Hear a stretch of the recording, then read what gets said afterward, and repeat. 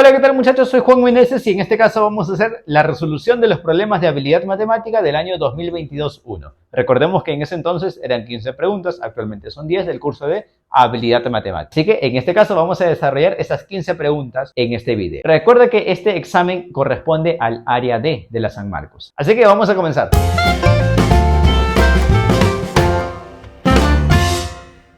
En la siguiente tabla, una empresa encuestadora basada en el principio de igualdad e imparcialidad informa sus proyecciones acerca de los resultados de votación para la alcaldía de Lima.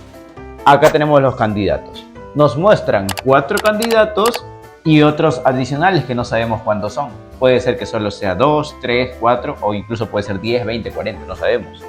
Dice, de acuerdo con este informe, señale el número mínimo de candidatos que se presentaron a dicha elección. A ver. Recuerda acá lo siguiente. Mira, acá nos muestran los totales de votos que han obtenido. En este caso los candidatos. Por ejemplo, Elena Candamo tiene 220. Juan Enrique tiene 150. Mario Chocano tiene 100. Cada vez va disminuyendo. Por ejemplo, Carlos Ibarra tiene 50. Cada vez va disminuyendo. Si lo agrupan en otros candidatos es porque tiene menor cantidad de votantes. O sea que estos 80 que acá nos muestran, acá puede ser que haya 3, 2, 5, 20, 40 votantes, perdón, 40 candidatos, no sabemos. Puede ser que haya 10 o incluso 2. Pero acá nos pide cuántos candidatos como mínimo tienen que haber. A ver. Por ejemplo, yo diría 80, por ejemplo, puede ser igual, qué sé yo. A ver. Recuerda que tienen que ser cantidades menores a 50, porque si es mayor a 50 debería aparecer acá. Pero como acá ya me muestran el 50, pues este 80 es el resultado de números menores de 50. Por ejemplo, se me ocurre 35 más, qué sé yo, más 15, hasta ahí voy 50.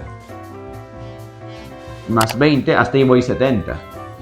Y más 10 voy 80. Entonces, una opción para obtener 80 sería 35 más 15 más 20 más 10. O sea, sería 4 candidatos distintos. Pero yo quiero lo mínimo. Entonces, ya, profe, entonces si quiero lo mínimo. Profe, pero lo mínimo no sería tan solo un candidato de 80 votos. Pero si es que es un candidato de 80 votos, debería aparecer acá su nombre. Sin embargo, el del menor es Carlos Ibarra, que tiene 50 votos. O sea que acá tiene este 80, es el resultado de, por ejemplo, 40 más 40. Y solo son 2 votantes, solo son 2 candidatos. Y es lo mínimo, porque hace un momento el ejemplo que hice fueron con 4 números, o sea, con 4 candidatos. En este caso, si es 40 y 40, serían solo 2 candidatos. Eso sería lo menor posible en este caso. Así que, ¿cuántos candidatos se presentaron o cuántos candidatos hay en este pequeño tramo? Acá hay 2 candidatos, cada uno con 40, por ejemplo. ¿Ya? O uno con 45 y uno con 35, no sé. Pero ya tenemos ahí 2 candidatos que tienen menos de 50 votos y que suman 80. Entonces, acá tengo 2 candidatos. Este es uno más y uno más. Sumamos el total de votos y esto sería 6 candidatos. Tu clave la A. Y eso fue la pregunta en esta ocasión. Vamos a la pregunta que sigue. Se tienen 10 números primos mayores que 3. Por ejemplo, 5, 7, 11, puede ser quizás 31, etc. Luego nos dan 2 datos. El dato 1. El promedio de los 5 números menores es 25. Y el dato 2. El promedio de los 5 números mayores es 73. Lo que se quiere es conocer el promedio de los 10 números en total, de los 10 números primos. Y la pregunta es, para obtener cuánto es el promedio en sí general de los 10 números primos, ¿qué dato es necesario? O si los 2 datos son necesarios o si ningún dato es necesario. A ver, ¿cómo haríamos en este caso? Por ejemplo, vamos a ver en este caso acá el dato 1. El promedio de los 5 primeros números es 25. Recuerden que para hallar el promedio, sí o sí tú tienes que sumar los 5 números, ¿no? Número 1, número 2, número 3, número 4 y número 5. Según el problema dice, la suma, el promedio de los 5 primeros números es 25. Tú sabes sacar promedio, ¿cierto? Por ejemplo, en el colegio, cuando te dictaban tus notas, te decían, a ver, Pepito, te voy a dictar tus notas y tú sacas tu promedio. Tú decías 14, estoy bien.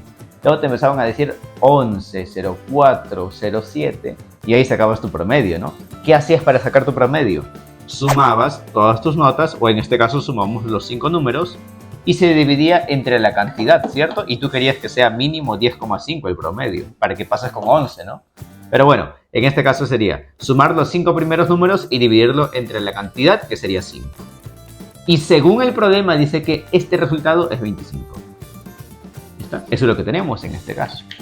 Ahora, el segundo punto o el dato 2 dice, el promedio de los 5 números mayores es 73. A ver, en el primer dato me daba de los números menores. Este 5 puede pasar a multiplicar y yo voy a tener que la suma, mira, atento, voy a tener que la suma de estos 5 primeros números primos es ¿cuánto? 5 por 25, 125. O sea, vamos a tener el dato que la suma de los 5 primeros números será 125.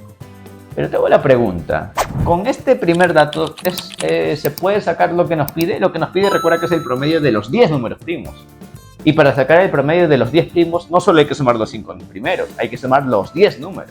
Y obviamente dividirlo entre 10. Pero en este caso, solo sumando los 5 números, ¿será suficiente?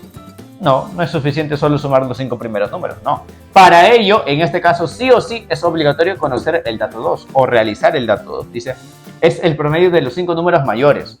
Entonces si estos eran del 1 al 5, o sea, los 5 primeros números menores, pues yo voy a usar ahora los 5 números mayores. Por ejemplo, el número 6, bueno, el sexto número, el séptimo número, el octavo número, el noveno número y el décimo número. Ahora, según el problema, nos dice que al sacar el promedio, recuerda que para sacar el promedio se suma y luego se divide entre la cantidad, que en este caso también viene a ser 5 números. Y según el problema dice que es 73. Tú sabes que este 5 pasa a multiplicar.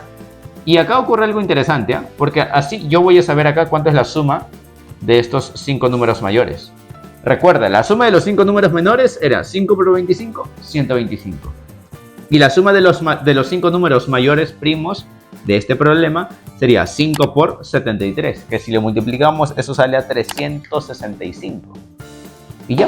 Y lo que nos pide es, para hallar el promedio de los 10 números en general, no solo los 5 primeros o 5 segundos, no, sino de los 10 números en general, ¿qué será necesario? Pues será necesario utilizar los dos. ¿Por qué? Porque si yo utilizo solo el primero, voy a saber la suma de los 5 primeros números primos, nada más. O si yo utilizo solo el segundo, voy a saber la suma de los 5 mayores números, nada más. Pero si yo agrupo a estos dos, allí sí voy a saber en realidad cuánto será el promedio. Porque tú sabes que el promedio es la suma de los 10 números, que ya los voy a tener, entre la cantidad que es 10. Y así me saldría el promedio. O sea que es obligatorio usar en este problema estos dos datos. ¿Ya? La figura muestra un triángulo isósceles y una vicuña en el plano cartesiano. Y acá nos dan 2 puntos. Se dibuja una nueva vicuña mediante las siguientes operaciones. Primero se refleja la vicuña con respecto al eje X y luego con respecto al eje Y. Y el otro punto nos dice, se dibuja un nuevo triángulo que es simétrico al original, pero con respecto al origen de coordenadas. Ya está. Si estos dos dibujos se hacen en el mismo plano, ¿cuál es el resultado final? A ver, vamos a comenzar con el primero. Dice que de la vicuña. ¿Qué me dice de acuerdo a la vicuña? Nos dice que se refleja primero con respecto al eje X. Entonces, al tú hacerle el reflejo como respecto al eje X, al hacer el reflejo es como si fuese un espejo. Esta recta X va a funcionar como si fuese un espejo. Por ejemplo, si la vicuña es como un lago. Si tú estás parado y te ves a lo lejos, ¿no? En el lago, parece como si tuvieras tu reflejo en el agua, ¿no? De cabeza. Acá, al hacer el reflejo en el eje X tenemos, si la vicuña está de pie, al hacer el reflejo va a estar de cabeza. Entonces más o menos va a quedar así, ¿no? El dibujo será más o menos así. Tenemos el reflejo en el eje X, ¿ya? Entonces lo de acá ya quedó, ya esto se queda, se borra, y este es el nuevo reflejo respecto al eje X. Ahora me dice, y luego con respecto al eje Y. Entonces ahora con respecto a este eje Y, a esta vertical, hago lo mismo. Este es como si fuese mi espejo. Si la vicuña está mirando hacia el lado derecho, ahora tiene que mirar hacia el lado izquierdo. Entonces tiene que hacerse de esta manera. Y ya tenemos el reflejo respecto al eje Y. Entonces esto ya quedó. Y así sería como quedaría nuestra figura reflejada. Primero con el eje X y luego con el eje Y. Y vamos a ver, ¿cuál de las alternativas tenemos esa? Bueno, es la A, cumple la B y cumple la C. Bueno, la D descartado de una. Ahora vamos a enfocarnos en cuanto al triángulo. Ahora, lo que nosotros hemos hecho, mira, atentos, lo que nosotros hemos hecho es primero con respecto al eje X y luego con respecto al eje Y. Ese reflejo consecutivo de X y luego Y, o viceversa, primero Y y luego X, cuando tú veas este reflejo consecutivo de X y Y, es lo mismo a decir, como si yo a la vicuña le hubiera hecho de frente el reflejo, así en diagonal, es decir, por medio de este punto, que este punto se le conoce como el origen de las coordenadas. Entonces, en este caso, lo que yo hice fue, primero reflejo al eje X y al eje Y, después, o también se le podría decir como reflejo respecto al punto de origen, al punto de coordenadas. Así que de frente hubiese sido también de esta manera. Si en caso nos hubieran preguntado, así que lo dejo como dato. El punto 2 dice, se dibuja un nuevo triángulo que es simétrico al original, pero con respecto al origen de coordenadas. Justo lo que te acabo de comentar. Mira acá dice, respecto al origen de coordenadas. O sea, este triángulo va a ser reflejado respecto a este punto. Este triángulo va a aparecer ahora por acá. La pregunta es cómo va a aparecer. Ahora, tú no puedes hacer vértice por vértice, sí, pero yo en este caso creo que es mucho más sencillo hacer de la siguiente manera, mira. Primero hacer el reflejo con Y y luego bajarlo con X, porque es lo mismo. Cuando tú haces dos reflejos consecutivos, Y y X, o X y Y, es lo mismo como si hubieras hecho un reflejo en diagonal, así que no hay problema. Si yo hago un reflejo respecto al eje Y, el triángulo se sigue manteniendo la forma, porque como es un triángulo isósceles, pues no se nota en este caso las caras o los lados laterales, así que sigue siendo lo mismo, nada más. Al hacer el reflejo a X tenemos, si la base estaba hacia abajo, ahora la base va a estar hacia arriba y va a ser así. Este viene a ser el reflejo del triángulo respecto al eje X. Profe, pero a mí me preguntaban respecto al punto de origen, claro, y es lo mismo. Si tú haces el reflejo a Y y luego a X, es lo mismo como si hubieras hecho de frente así en diagonal. Entonces, esta va a ser la figura que te queda. Esto era el inicio y al final lo que te quedó fue así. Entonces, ¿cuál está mirando el triángulo hacia abajo? Pues la A. La A es aquella que mira hacia abajo. Y sabes la A de lo que ella no te da, amor. Una estatua G hecha de bronce pesa 500 kilogramos. Si se construyera una estatua P con el mismo material y cuyas dimensiones fueran todas las quintas partes de G, ¿cuánto pesaría P? En este caso no me especifica cómo es la estatua. Ahora, como no me especifica, recordemos que la estatua es como si fuese una volumetría en sí, y una volumetría tiene 3 dimensiones. Estas 3 dimensiones serían, por ejemplo, altura, largo y ancho, por ejemplo. ¿Ya? Ahora, no me dice cuánto mide. Yo le voy a considerar que cada uno sea igual. Le voy a colocar X, X y X, por ejemplo. Y, lo que tú quieras. Pero como acá me habla de la quinta parte, entonces mejor en vez de colocarle X, yo le voy a colocar 5X. ¿Para qué? Para evitar trabajar con fracciones. ¿Sí? ¿Por qué? Porque según el problema, este es el volumen o la estatua G. Esto viene a ser la estatua G. Según el problema nos dice que vamos a tener una estatua, pero P, una estatua P. Por acá le voy a colocar la estatua P, que va a tener dimensiones que equivalen a la quinta parte de la estatua G. Las dimensiones van a ser la quinta parte de la estatua G. Más o menos de esta manera. O sea que si esta altura valía 5X, la quinta parte va a ser X. Si este largo valía 5X, acá va a ser X. Y si este ancho valía 5X, este ahora va a ser X. Si nosotros, bueno, esta es la estatua P. Según el problema dice que el peso, en esta ocasión, de la estatua G es de 500 kilogramos, entonces vamos a considerar acá, multiplicar todo. 5X por 5X por 5X. 5 por 5 por 5, eso es 125. X por X por X, esto es X al cubo. O sea que 125X al cubo es igual a ¿cuánto peso? A 500 kilogramos. Ya está, es lo que tenemos. El 125 pasa a dividir y sería 500 entre 125, esto sale a 4. Es decir, 4 es igual a X al cubo. La pregunta es en sí, ¿cuánto sería del peso de este bloque P? A ver, si hacemos lo mismo, acá sería X por X por X, X al cubo. O sea que esto viene a ser el peso. Y nosotros ya sabemos justo cuánto vale X al cubo. ¿Cuánto vale X al cubo? Vale 4. O sea que mientras esto pesa 500 kilogramos, lo de acá debe pesar solo 4 kilogramos en este caso. Y de esa manera sería tu respuesta en este problema. Nos vemos en el próximo ejercicio. Dice, sabiendo que X y Y son números reales, calcule el valor mínimo de P. El valor mínimo. Ahora, ¿cómo podemos hacer en este caso? Si bien es cierto, hay una manera para hallar la suma mínima, Pero en este caso va a ser complicado de aplicar esta propiedad. Entonces, ¿qué es lo que deberíamos hacer en este caso? Lo recomendable sería completar cuadrados. ¿A qué me refiero? Por ejemplo, voy a colocar acá para que recuerdes, ahorita lo borro. Si tú tienes dos números que se suman y estos lo elevas al cuadrado, tú ya sabes que todo esto aquí es igual. Pues todo eso es igual a el primero al cuadrado más el segundo al cuadrado más el doble del producto de ellos, o sea, el doble de A por B. A eso es igual. Entonces ten en cuenta que eso es lo que vamos a aplicar. Nosotros lo que vamos a obtener, ya que acá tenemos números con exponentes cuadrados, pues vamos a tratar de formar todo ello. ¿Para qué tratar de formar todo ello? Para que al final nos dé todo este resultado. O sea, para que al final lo interpretemos como toda esta elevación al cuadrado, como este binomio al cuadrado. Acá, por ejemplo, vamos a agarrar y vamos a agrupar a todas las X de un lado y a todas las Y del otro lado. Por ejemplo, acá tenemos estas X y acá tenemos estas Y. Todo ello. Si agrupo a las X, por ejemplo, acá tengo al 2X al cuadrado, tengo el 16X, ellos en común tienen mitad. Entonces voy a ir pensando más o menos que puedo factorizar el 2. ¿Por qué digo que factorizar el 2? Porque un número al cuadrado no me va a dar 2. Bueno, si es que es una raíz, sí, pero aplicar acá una raíz es complicado. Y aprovechando que ellos tienen mitad, pues yo mejor factorizo este 2. Si yo factorizo el 2, me quedaría acá x al cuadrado, ya que 2 por x al cuadrado me sale este resultado. Luego 2 por 8x, 2 por 8x me sale 16x. Pero para que todo esto sea un cuadrado, para que todo ello sea un cuadrado como lo que mencionamos hace un momento, ¿te acuerdas que era el primero al cuadrado más el doble del producto de ellos más el segundo al cuadrado? ¿Sí? Acá tenemos el primero al cuadrado, tenemos el doble del producto, pero ¿quién faltaría ahora?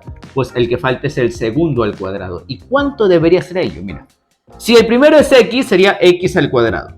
El de acá es el doble del producto, o sea, 2 por el primero que es x por el otro. ¿Quién sería el otro? Para que me salga 8x debería ser 4, ¿no? El doble del primero por el segundo. Ya está. Entonces acá debería ser 4 al cuadrado. Y así ya tenemos que todo ello es un binomio al cuadrado. Es lo que vamos a tener como binomio al cuadrado. Estamos completando. Pero en este caso yo le estoy agarrando 4 al cuadrado 16. Profe, ¿y qué? ¿Se le puede agregar así nomás 16? No, si tú le agregas una cantidad, si en este caso yo le agrego 16, debo quitarle también 16. Pero como en este problema te da un 500, entonces de este mismo 500 yo voy sacando, por ejemplo, 16. Ya he utilizado 16 para acá. ¿Ya? Pero, profe, ¿que solo 16? No solo 16. Porque recuerda que acá hay un 2 factorizando. Y 2 por 16, 32. Ah, entonces, profe, ¿qué? ¿No es solo 16? No es solo 16. ¿Es qué cosa? Es 32 en todo caso lo que estoy utilizando en toda esta operación. En el X. Ahora, vámonos con la Y igualito. A ver, todo esto se está sumando. Vamos a colocar ahora la Y. En Y tenemos, mira. En Y está 9Y al cuadrado. También tenemos menos 36 veces raíz de 3Y. Ahora, entre ellos dos, sí o no que tienen novena. O sea, profe, pero usted puede agarrar simplemente 3y y aplicar todo al toque. Claro, ¿puedo hacer eso? Sí, puedo hacer eso. Pero aprovechando que tienen novena, aprovechando, lo saco también. Así como acá saqué mitad, acá igual puedo sacar novena si quiero. Saco novena y acá me queda y al cuadrado. Acá me quedaría 4, porque novena de 36 es 4, ¿no? 4 por 9, 36. 4 veces raíz de 3y. Y ahora, ¿más cuánto, profe? Bueno, vamos a ver ahora. Para que complete todo eso un binomio al cuadrado. ¿Más cuánto? Vamos a ver.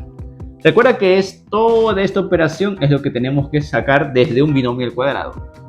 El primero al cuadrado sería y, o sea, y al cuadrado normal. ¿Ya está? Luego, acá es el doble del producto de ellos. Si el primero es y, acá está y. El doble, ¿el doble de qué número me daría 4 raíz de 3? Este sería 2 raíz de 3. Porque el doble de 2 raíz de 3 me da 4 raíz de 3.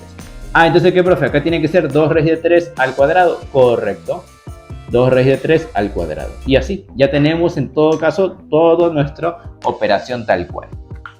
Vamos a empezar a desarrollar. Mira, vamos a ver. Acá yo le agregué 16 por 2, le agregué 32. ¿Acá cuánto le agrego? Vamos a ver. ¿Cuánto es 2 raíz de 3 todo eso al cuadrado? Mira, atentos, acá nomás. 2 raíz de 3 al cuadrado. Recuerda que cuando tu exponente, en este caso es el 2 o cualquier número, este exponente afecta a todos los que tú tengas dentro del paréntesis.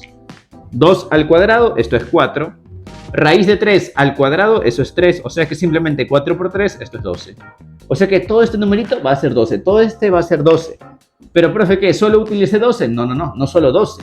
12 por 9, 108. Entonces lo que tú has utilizado es la cantidad de 108. Repito, esto salió 12, por este 9 sería 108. O sea que lo que tú estás utilizando de acá es la cantidad de 108.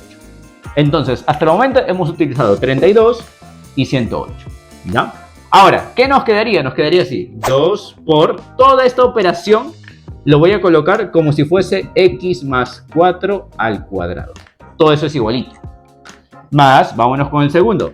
El segundo tenemos 9 por toda esta operación que sería y más 2 raíz de 3 elevado al cuadrado. Y ya está. Perfecto, de esa manera. O sea, tal cual. Ahora, ¿y todo esto más cuánto? Bueno, más... Si ya utilicé 32 y ya utilicé 108, o sea que en total ya he utilizado 140. De los 500, si ya utilicé 140, ¿cuánto me quedaría? Del 500 le resta 140 y te queda 360. O sea que acá sería más 360. Esto es lo que me queda de este 500. Pero como acá nos dice lo mínimo, recuerda que un número al cuadrado, como mínimo, tiene que ser 0. O sea, es un positivo o 0. Puede ser 0, 1, o sea, mayor o igual a 0 es una cantidad elevada al cuadrado. Así que si yo quiero que sea lo mínimo, pues todo esto tiene que ser 0. Igual acá, todo ello que también está elevado al cuadrado tiene que ser 0. 0 por 2 sigue siendo 0. 0 por 9 sigue siendo 0. ¿Qué es lo único que me queda? Pues lo único que me queda es 360. Y esa es tu respuesta en este caso, tu clave es la B. La B de lo que ella no te da y sí le da a tus amigos. Un determinado mes tiene 5 martes, 5 miércoles y 5 jueves. ¿Qué día de la semana es el 19 de dicho mes? Muy bien, vamos a desarrollar este tipo de problema de calendarios. Cuando a ti en un problema te mencionen a 3 días consecutivos, en este caso, martes, miércoles y jueves, tú agarra al primero de ellos. Nosotros vemos claramente que primero no ocurre jueves, no ocurre miércoles, lo primero que ocurre es martes. Si el problema te dice que hay 5 días de cada día de semana, o sea, 5 martes, 5 miércoles y 5 jueves, este primer día, que en este caso vemos que es martes, vas a tomar el día 1. El otro martes va a ser el día 8, el otro martes va a ser el día 15, el otro martes va a ser el 22 y por último el otro va a ser el 29. Lo mismo me dice con el miércoles y lo mismo con el jueves. O sea que van a llegar, tanto el miércoles y los jueves van a llegar hasta el 30 y hasta el 31. O sea que el mes, en este caso, este mes empezaría un martes y terminaría un jueves. Que el mes tiene 31 días. Pero bueno, la pregunta en sí es muy sencilla. La pregunta es ¿cuál es el 19 de dicho mes? A ver, si acá tengo 15, 16, 17, 18 y 19. ¿Qué día cae el 19? Cae un día sábado. Y eso es todo en este caso en la pregunta 186. Tu clave la C de lo que ella no te da. Cariño. Para un desfile escolar que se realizará en una calle de 600 metros de largo, las autoridades han decidido que se coloque un vigilante cada 30 metros en una vereda y un vigilante cada 25 metros en la vereda de enfrente. ¿Cuántos vigilantes se necesitarán si estos se colocaran desde el inicio de la calle hasta el término de ella? Acá inicia la calle, supongamos que acá está iniciando todo y que por acá finaliza todo. Según el problema, toda esa distancia es 600 metros. Pero dice que en una de las veredas se colocan, en este caso, vigilantes, por ejemplo, con vigilante, otro vigilante, otro vigilante, otro vigilante, etcétera, un montón, hasta que se finalice toda la calle. ¿Cada cuánto? Cada 30 metros. Es decir, la separación entre ellos es 30 metros. ¿Está? Es lo que nos dice. Entre ellos la distancia es de 30 metros. Y frente a ellos hay otra cantidad de vigilantes, pero cada 25 metros. Igual, por ejemplo, acá hay un vigilante, por acá otro vigilante, por acá otro vigilante, otro vigilante, y así sucesivamente hasta el último, que va a estar por acá. Otro vigilante, otro vigilante. Pero estos últimos vigilantes están separados cada 25 metros, es lo que nos dice el problemita, cada 25 metros. Muy bien, la pregunta es ¿cuántos vigilantes se necesitarán desde el inicio hasta el final, en total? Bueno, para allá recuerda que hay que analizar si es abierta o cerrada. Por ejemplo, si es una línea, una recta, pues es abierta, porque tiene un inicio y tiene un final por allí, en otro punto. En cambio, cuando es cerrada, por ejemplo, un rectángulo, porque inicias y finalizas en el mismo punto, o sea, todo forma una región cerrada. Una línea o una curva o cualquier recta está abierto, normal. Pero si tú ves, por ejemplo, un triángulo o cualquier figura geométrica que forme una región entre ellos, pues eso ya es con otra fórmula, que es mucho más sencillo. Simplemente el perímetro entre la separación, nada más. En este caso, ¿cuántos vigilantes, por ejemplo, entran acá? Voy a marcar en este primer tramo de la vereda, ¿cuántos vigilantes entrarán? Pues en este primer tramo entrarán. Recuerda que la distancia total es 600, así que yo voy a colocar 600 entre la separación, que es 30. Mentalmente nomás, mira. 600 entre 30 es 20. Y siempre se le va a aumentar 1. O sea que el total de vigilantes en esta vereda será 600 entre 30, 20. Más 1, 21. O sea que acá habrá 21 vigilantes. Vámonos con la otra cantidad de vigilantes que están debajo. Enfrente en este caso. Enfrente a los primeritos. Pues enfrente estarán 600 entre 25. Si nosotros dividimos 600 entre 25, esto sale a 24. Y 24 más 1, pues sería, ¿cuánto? 25. O sea que acá habrá 25 vigilantes. Recuerda que la cantidad de estacas, o en este caso la cantidad de vigilantes, es el perímetro o la distancia total entre la separación entre ellos y siempre más 1 al final. Y como nos pide el total de vigilantes, pues sumamos 21 más 25. Esto nos da un total de ¿cuánto? 46. Ya está. Nos vemos, muchachos, en la otra pregunta. Cuídense. Un libro tiene las páginas numeradas del 1 al 318. Si se fotocopiaron todas las páginas numeradas con múltiplos de 5 y múltiplos de 7, ¿cuántas páginas no fueron fotocopiadas?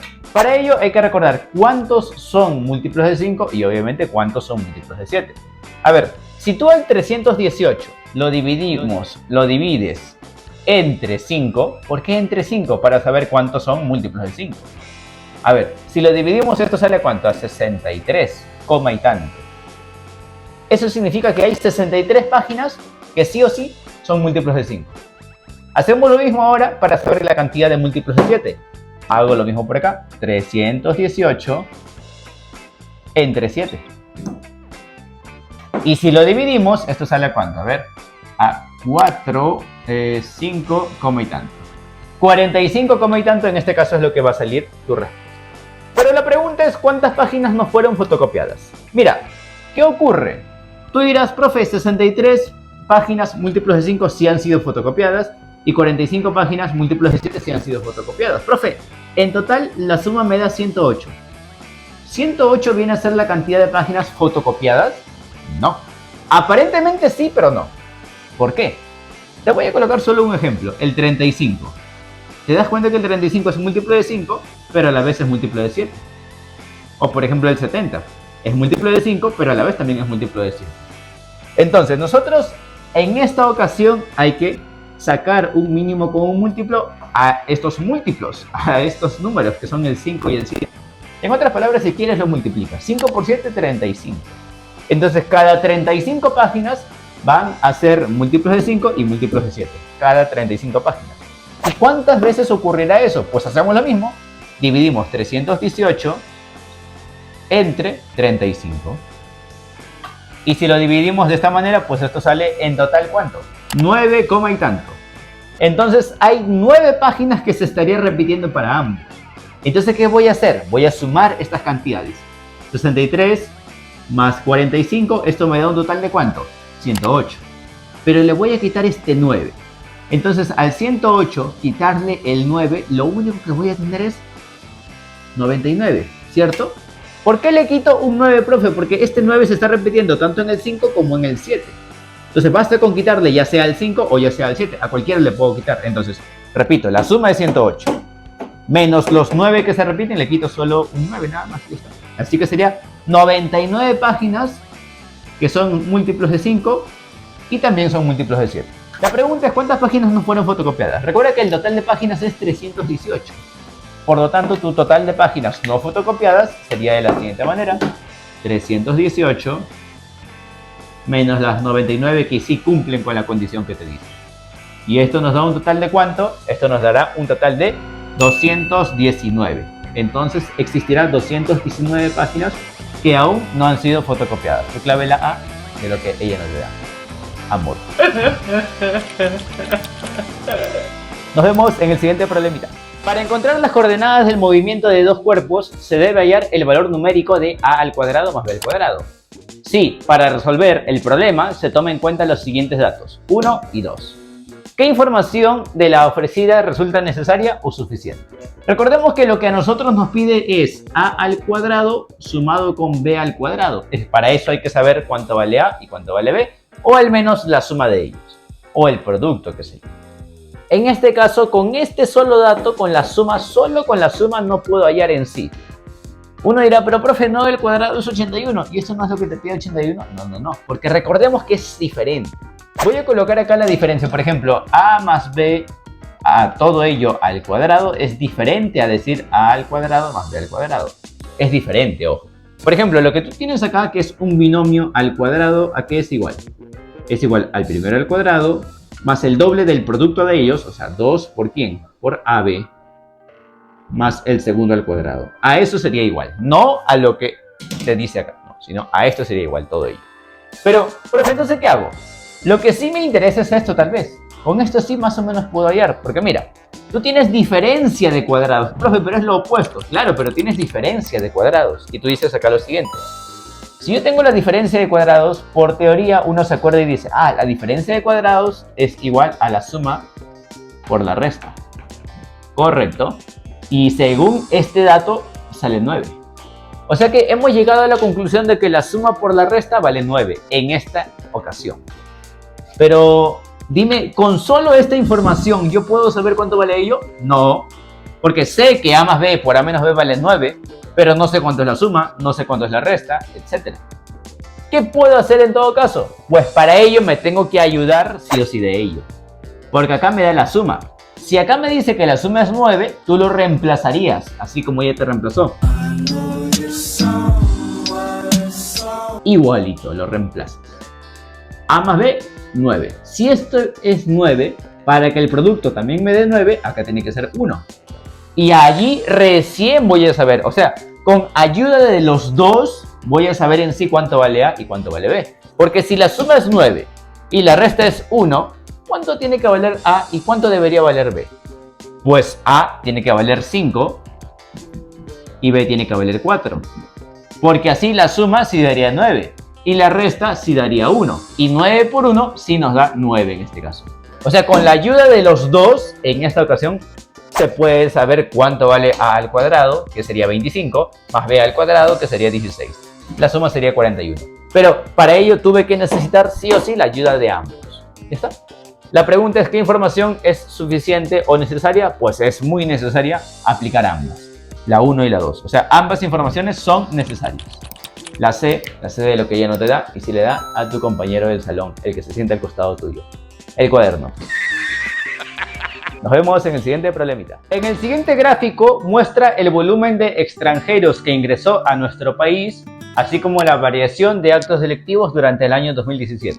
Según la leyenda nos dice que lo de azul, toda esta recta azul, esta curva azul, representa al volumen de extranjeros que ingresó al país. Por ejemplo, en marzo ingresó algo de 11.000 extranjeros, más o menos. Por ejemplo, en mayo ingresó aproximadamente 8.000 extranjeros. Qué sé yo, en octubre aproximadamente 15.000 extranjeros ingresaron al país en el año 2017. Y lo de rojo representa el número de actos delictivos en miles. Por ejemplo, qué sé yo, en marzo en miles aproximadamente 3, o sea, en marzo aproximadamente 3.000 actos delictivos. Por ejemplo, en noviembre aproximadamente 11.000 actos delictivos, etc. ¿Ya?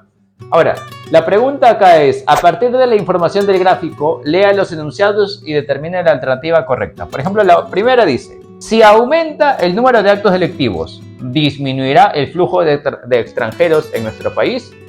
No, porque mira, si es que aumenta el número de actos delictivos, recuerda que a veces entran extranjeros como a veces no. O sea, no podemos asegurar que hay una proporción en ese dato. No podemos asegurar la 1, así que la 1 no sería verdadero. La 1 no es verdadero. Vámonos con la 2. A mayor ingreso de extranjeros, o sea, lo de azul, ¿mayor es el número de actos delictivos? No. Porque mira, por ejemplo, acá ingresaron más extranjeros, acá también ingresaron más extranjeros. Y dime, ¿en estos picos hubo mayor actos delictivos? No. el acto delictivo siempre ha aumentado, no ha estado en proporción con la cantidad de extranjeros que ingresan al país. Así que tampoco podemos asegurar que esto sería verdadero. Y la tercera que dice, por ciertos meses, el número de extranjeros que ingresa al país aumenta y la cantidad de actos delictivos disminuye. Por ciertos meses, la cantidad de extranjeros aumenta, sí, y la cantidad de actos delictivos disminuye. Bueno, sí, acá había disminuido. Acá está disminuyendo, acá era menos. O sea, de acá se vino por acá abajo y acá recién empezó a subir, por ejemplo. O sea, allí podemos asegurar que en ciertos meses sí se da eso, sí. En ciertos meses sí da. Entonces, por ejemplo, eso lo podemos colocar como si fuese verdadero. Claro, porque acá en ciertos meses el número de extranjeros aumenta, sí. Por ejemplo, acá aumentó la cantidad de extranjeros, acá no, pero por acá sí. Entonces sí ocurre eso en ciertos meses. Entonces la 3 podemos asegurarla, pero la 1 y la 2 no, porque no hay una proporción en sí. Así que la respuesta correcta sería solo la 3, su clave la B. La tabla adjunta muestra las respuestas brindadas por 4 estudiantes. Acá está la cantidad de preguntas y acá los estudiantes y lo que respondieron. Dice, uno de los estudiantes respondió todas las preguntas correctamente y los otros fallaron en 1, 2 y hasta 3 respuestas. ¿Quién tuvo un error y quién tuvo 2 errores en ese orden? Por ejemplo, vamos a comenzar por Mario, por ejemplo. Ya que Mario tiene todos falsos, vamos a suponer, porque recuerda que no me dice quién es el que respondió correctamente, entonces utilizamos el principio de suposición. Pues suponer quién habrá hecho todas correctamente, suponiendo que Mario hizo todas correctamente, suponiendo ello. Ahora, ¿quién es el único que está mal? O bueno, Inés, mejor dicho. Ahora, Inés, ¿cuál es el único en el que se equivocó? Solo se equivoca en una pregunta, que es en la segunda, nada más. Ana, justo también tiene una mala. Pero te hago la pregunta, según el texto dice que solo hay uno que tiene una respuesta errónea, hay otro que tiene 2 respuestas erróneas y hay otro que tiene 3. Pero no hay 2 que tengan una respuesta equivocada a la vez. Entonces esto estaría mal. Entonces, por ende, no puede ser Mario quien haya respondido todo correctamente. Seguimos. Ahora, vamos a suponer de nuevo el principio de suposición. Ya que Mario no es, vamos a suponer que Inés sí es. Listo, ya está. Estamos suponiendo. Recuerda que, a ver, Mario, comparado con Inés, solo hay una respuesta errónea. Entonces Mario sería aquella persona que se equivoca en solo una respuesta. Ana, comparado con Inés, sería 1 y 2 respuestas erróneas que tiene en este caso. Y por último, José. José tiene, en este caso, una mala, otra mala y otra mala, porque recuerda que esto es lo correcto, supuestamente. Y ya mira, encontramos, entonces, ¿quién respondió correctamente todo? Inés. ¿Quién respondió 1 y 2 preguntas malas? Pues sería Mario 1 pregunta y Ana 2 preguntas. Y eso es justo lo que nos preguntas. ¿Quién obtuvo un error? Mario. ¿Quién obtuvo 2 errores? Ana. Tu respuesta sería Mario y Ana. Tu clave, la D. Entonces, acá lo que hicimos es utilizar el principio de suposición. Hay otro principio que es de contradicción, pero en este caso no es necesario porque no tenemos frase. Tenemos simplemente la tablita. Carla dibujó en su cuaderno una cuadrícula como se muestra en la figura. Ella pregunta a su hermano, ¿cuántos cuadrados en total se puede contar en la cuadrícula? De tal manera que todos tengan los lados de los segmentos de dicha cuadrícula. Si su hermano respondió correctamente, ¿cuál fue su respuesta? En otras palabras, puro floro. Lo único que te pide es hallar el total de cuadrados. Y listo, eso es todo lo que nos pide. A ver, por ejemplo, nosotros podemos guiarnos en toda esta recta. Mira, en toda esta zona que estoy marcando de color rojito. Márcalo todo de rojito. Ya está. Acá vemos, o podemos aplicar una formulita que se ve en el tema de conteo de figuras, que es para hallar cuadrados. ¿Cómo hallas tú la cantidad de cuadrados? Multiplicas el último por el último. 6 por 2, dilo, 12. Más el penúltimo por el penúltimo, 5 por 1, 5. Y como ya no hay más de este lado, pues eso es todo. O sea que en toda esta parte roja hay 17 cuadrados. Ahora, hacemos lo mismo en esta parte que voy a marcar de color verde, por ejemplo. Igual, numeras 1, 2. Acá sería 1, 2, 3, 4. Y multiplicas para hallar el total de cuadrados. 4 por 2, 8. Más 3 por 1, 3. Y como ya no hay más, ahí lo dejas. 8 más 3 es 11. Entonces, acá tienes 11 cuadrados y acá tienes 17 cuadrados. Tú dirás, profe, la suma 17 más 11, 28. No, 28 no. Porque recuerda que hay una zona que está repitiéndose para el rojo y para el verde. Que es justo la que voy a marcar por acá. Toda esta zona está repitiéndose tanto para el rojo como para el verde.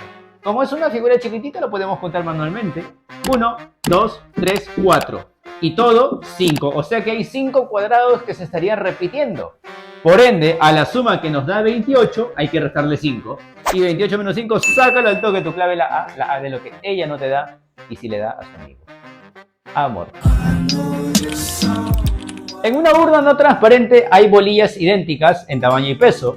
Una es blanca, otra verde, otra amarilla y la última negra.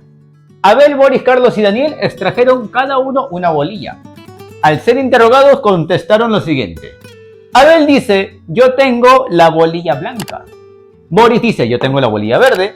Carlos dice, yo tengo la bolilla verde. Daniel dice, Boris tiene la bolilla negra. Si solo uno de ellos miente y los demás siempre dicen la verdad, ¿quién tiene la bolilla amarilla y quién tiene la blanca respectivamente? Bueno, muchachos, es un tema de verdades y mentiras. Ahora, en este caso sí podemos aplicar el principio de contradicción, que es prácticamente ver frases que son opuestas, que se contradicen como su mismo nombre dice. Por ejemplo, acá tanto Boris y Carlos ambos dicen, yo tengo la bolilla verde, pero eso no es posible, porque recuerda que solo hay una verde, no hay dos. Entonces, o Boris o Carlos, ellos mienten, cualquiera de ellos miente. Porque recuerda que dice que solo uno miente. O sea que entre ellos está la mentira. O sea, no sé quién hasta ahorita no sé quién, pero o Boris o Carlos, uno de ellos mienten sí o sí. Así como ella te engaña, igualito. ¡Ah, cagón! Ahora, los demás, ¿qué dicen? Por ende, como solo uno de ellos miente y está entre Boris y Carlos, pues los demás dicen la verdad. Acá le colocas la verdad en este caso. Por ejemplo, ¿qué dice Abel? Abel dice yo tengo la blanca, o sea que a Abel sí o sí le creemos porque él sí o sí estaría diciendo la verdad. ¿Y qué dice Daniel? Boris tiene la bolilla negra. Ah, entonces Boris tiene la bolilla negra, o sea, le creemos. Boris tiene la bolilla negra, no la verde, tiene la bolilla negra. Entonces sabemos que él estaría mintiendo. O sea que ¿quién es la persona que miente en este caso? Boris. Entonces Carlos diría la verdad. Carlos dice yo tengo la bolilla verde.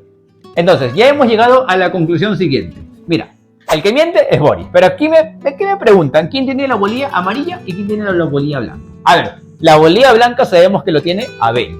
Y la amarilla, si acá está la blanca, acá está la negra y acá está la verde, por ende, Daniel, ¿qué debe tener? Daniel debe tener la otra bolilla que es la de color amarillo. Amarillo. Por lo tanto, tu respuesta sería amarillo, Daniel, blanco, Abel. Entonces, tu respuesta es Daniel y Abel. ¿Dónde está Daniel y Abel? Acá está. Tu clave la B de lo que ella no te da y sí le da a tu compañero del salón. Beso. ¡Ah, cagón! Me buscas. Nos vemos en el otro problemita. Un frutero vende mandarinas, manzanas y piñas. Las frutas del mismo tipo tienen el mismo peso. El frutero notó que con una balanza de 2 platillos, que 15 mandarinas pesan lo mismo que 2 manzanas y 3 piñas. Acá colocamos la información. 15 mandarinas, o sea, 15 mandarinas pesan lo mismo, o sea, es igual a ¿qué? A 2 manzanas y 3 piñas. A 2 manzanas más 3 piñas. Es lo mismo según lo que nos dice en este caso. Y 6 manzanas pesan lo mismo que 2 mandarinas y 1 piña. 6 manzanas pesan lo mismo que 2 mandarinas y 1 piña. La pregunta es, ¿cuántas mandarinas debe colocar en un platillo para equilibrar, o sea, para que tenga el mismo peso en cada platillo de la balanza, si en el otro platillo tiene 4 manzanas y 6 piñas? Lo que se tiene es 4 manzanas y 6 piñas. Y la pregunta es, este es un platillo, la pregunta es, en el otro platillo, ¿cuántas mandarinas debe haber? Ah, pues sencillo, pues muchachos, mira, esto de acá está de más. ¿Por qué? Porque acá justo tenemos 2 manzanas y 3 piñas. Y acá justo es el doble. ¿Cierto? El doble de 2 manzanas, 4 manzanas. El doble de 3 piñas, 6 piñas. Por lo tanto, el doble de 15 mandarinas será 30 mandarinas. Entonces acá vamos a tener la clave, la D. La D es la respuesta en este caso que sale. 30 mandarinas serán necesarios para equilibrar a las 4 manzanas y a las 6 piñas. Nos vemos en el siguiente problemita. Jorge y Katy se conocieron en una reunión familiar. Y al preguntar a Jorge por su parentesco con ella, la madre de Jorge le respondió lo siguiente. Katy es la única hija de la única hija del padre de tu padre. Entonces Katy resulta ser la de Jorge. Tenemos hermana, prima, tía, sobrina. Vamos a ver en este caso a qué se refiere. Cuando a ti te pregunten qué relación existe entre una persona con respecto a otra persona, generalmente se suele comenzar desde la última información que a ti te dan. Por ejemplo, en este caso, ¿cuál es la última información que te dan? De tu padre. Entonces, vamos nosotros a colocar, por ejemplo, que acá esté Jorge. Y acá dice de tu padre. Entonces acá le vamos a colocar el padre de Jorge. Seguimos retrocediendo. Dice, de nuevo, mira, del padre. O sea, el padre de nuevo. Estábamos acá, entonces de nuevo otra vez el padre. Este señor ya viene a ser el abuelo, ¿cierto? Viene a ser el abuelo de Jorge. Seguimos retrocediendo. Acá dice, ¿qué cosa? Otra vez el padre. Este padre, ¿qué viene a ser? Ya no es el abuelo, ahora viene a ser el bisabuelo. Seguimos retrocediendo. ¿Ahora qué dice? La única hija. Ah, bueno, la única hija de este señor, pues viene a ser acá su hermana de él, ¿no? Viene a ser su hermana. Entonces, esta persona, acá está. Esta persona viene a ser la tía abuela de ¿quién? De Jorge. Viene a ser la tía abuela de Jorge. Seguimos retrocediendo. La única hija. O sea que esta señora tiene una única hija. La de acá. ¿Ya está? ¿Ya está? De esa manera. Si él es el papá, ¿ella qué viene a ser? ¿Qué viene a ser en este caso? Su tía. Ella viene a ser su tía, ¿cierto? Ella viene a ser su tía en esta ocasión. Y eso es todo lo que teníamos que hacer en este caso. Eso es todo. ¿Qué viene a ser? Su tía. Tu clave la sé de lo que ella no te da y sí le da a tu compañero del salón. El cuaderno. Y bueno, muchachos, eso fue todo por este video. Gracias por estar acá viendo esta resolución del examen. Y bueno, voy a seguir publicando en el canal. Nos vemos, muchachos. Hasta otra ocasión.